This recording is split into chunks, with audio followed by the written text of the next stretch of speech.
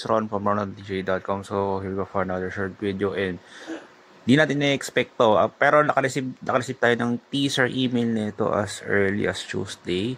And at may tumalo na mula sa Smart, may tinalo na nila yung phones na nilabas na Smart at dito, at nagpost recently kanina lang ang TNT ng kanilang pinakamurang 5G phone, and lumalabas ito na yung pinakamurang 5G phone sa buong Pilipinas.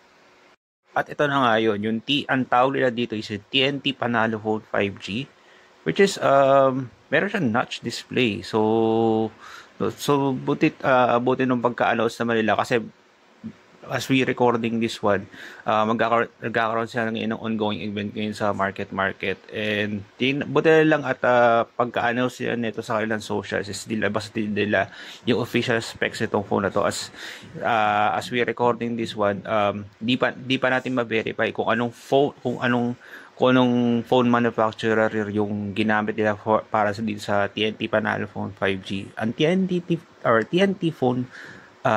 Panalo Phone 5G is meron itong Android 14, 6.517 HD in-cell display, 4GB RAM, 64GB internal storage, tapos meron siyang triple 13 plus 2 plus 0.08 megapixel main cameras, tapos meron 5 megapixel front camera, dual nano SIM, pero for sure lock yan ng Smart Network, yung dalawang SIM slots na yun. Tapos meron siyang syempre 5G, tapos meron din siyang Bluetooth 5.0, dual band Wi-Fi, and Type-C na yung kanyang port for charging and data transfer. Hindi lang nabanggit dito, hindi nabanggit dito sa specs na provide sa kanilang dedicated website kung may 3.5 audio jack. Pero for sure meron yan. At isa pang hindi nabanggit dito sa specs sa kanilang dedicated website is kung may micro SD slot, since medyo maliit yung 64 gigs sa panahon ngayon, sa dami ng mga useful apps ngayon sa Google Play. At meron siyang 4,000 mAh battery. And yung pa isa pa nawawala is hindi pa natin ma-verify kung ilang watts yung charger niya. So as recording this one, available na ito sa official online store ng Smart, and pati na rin sa kanilang physical Smart stores for 3,990 pesos. Ganun na. Para ikumpara nyo, yung nilabas na 5G phones ng Smart tsaka nandito is mas mahal siya ng 1,000, 4,890.